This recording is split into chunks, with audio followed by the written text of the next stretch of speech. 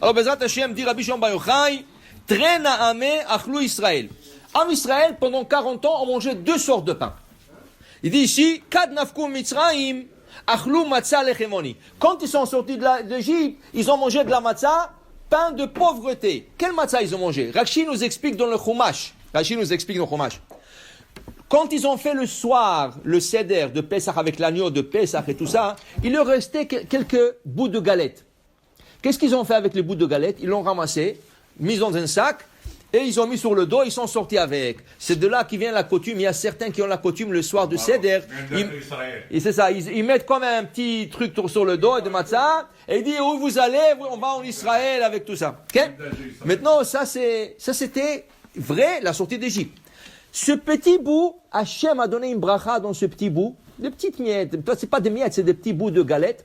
Il leur en suffit pendant 1 mois. Ils ont mangé pendant 1 mois ce petit morceau. Okay? Et ils ont mangé, Rachid fait un calcul, 61 repas. Matin et soir, pendant 30 jours, 61 repas. Arrivé 30 jours, ça est terminé, et là, ils sont pleins. Comment? On a besoin du pain, on a besoin de la viande.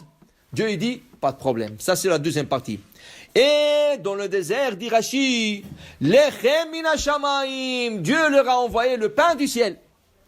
Alors, ils ont eu la matzah, et ils ont eu le pain, le deux pains ils ont mangé.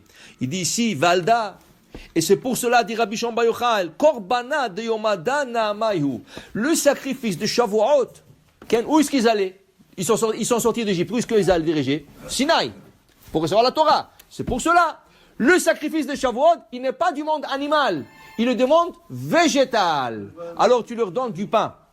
Parce que c'est ça la grande chose qu'Hachem leur a donné dans le désert, le pain. Et quel pain? La manne. La manne, c'est le pain des anges. Okay? Il y a le 3e ciel. On a expliqué une fois, il y a 7 cieux. Dans le 3e ciel, qui s'appelle Shehakim, les anges, ils font moudre la manne pour les anges. Les anges, ils mangent la manne. Parce que c'est 100% mangé, il n'y a pas de déchets dedans. C'est 100%. C'est pour ça, à un certain point, ils commençaient à se plaindre.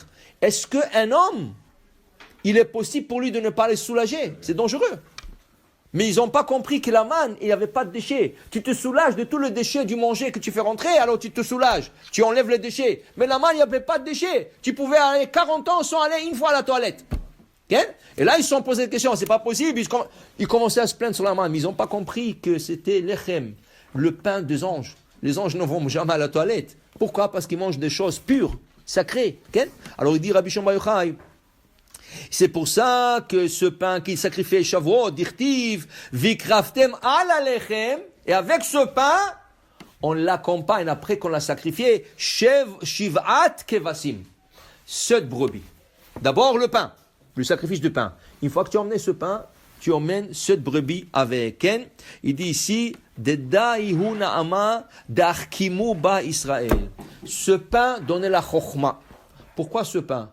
Pourquoi ce pain? Pourquoi Dieu ne les a pas fait un miracle que le blé a poussé dans le désert? Regardez, il y avait tellement de miracles. Dieu leur a fait de l'eau, il leur a donné de l'eau dans le désert. Il aurait pu donner aussi il aurait pu donner le blé.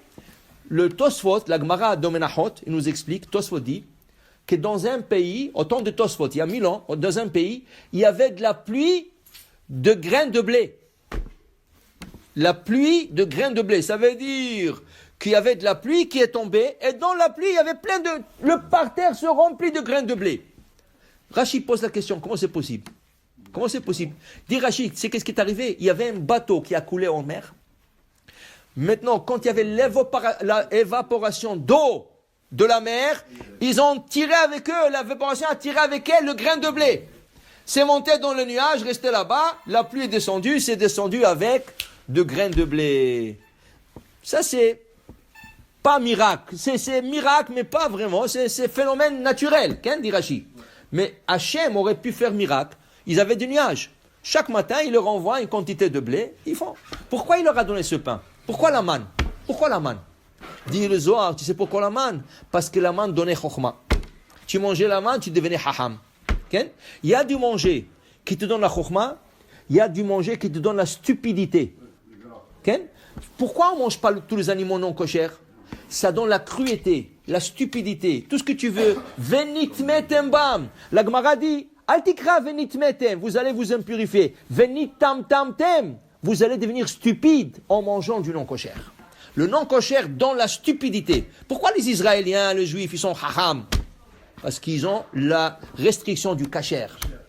Le kasher donne d'abord être humble comme la vache. La vache est très humble.